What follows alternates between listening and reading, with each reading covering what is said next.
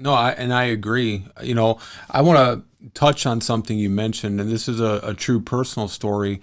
I was 18, 19 years old and had a brand new, beautiful vehicle that I leased.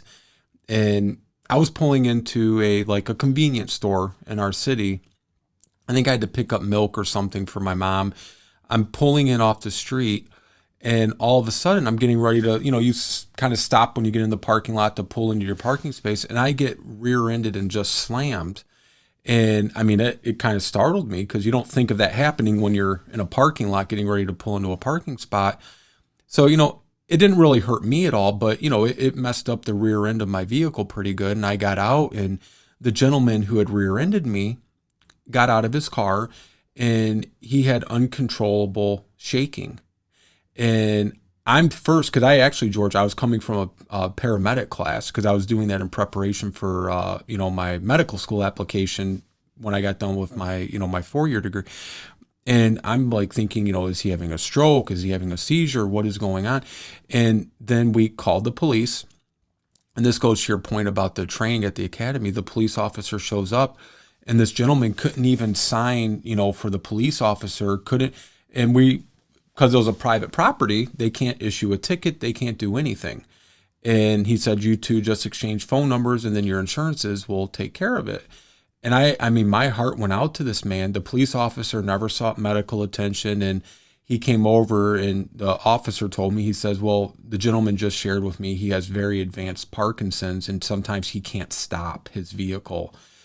That frightened me as just a person on the road, that should this gentleman be driving? And, we never pursued it because, he couldn't even write his name and his phone number because the tremoring and the shaking was so severe.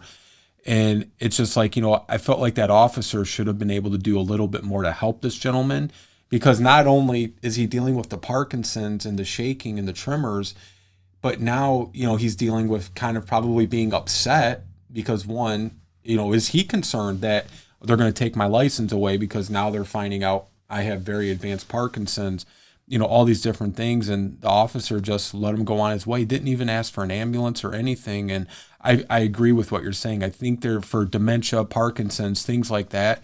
I think officers and just public safety and individually should be trained better in being able to identify those signs and symptoms and, situations where there's maybe a medical issue going on, rather than just, well, you rear-ended somebody or you were speeding and here's your ticket, that sort of thing.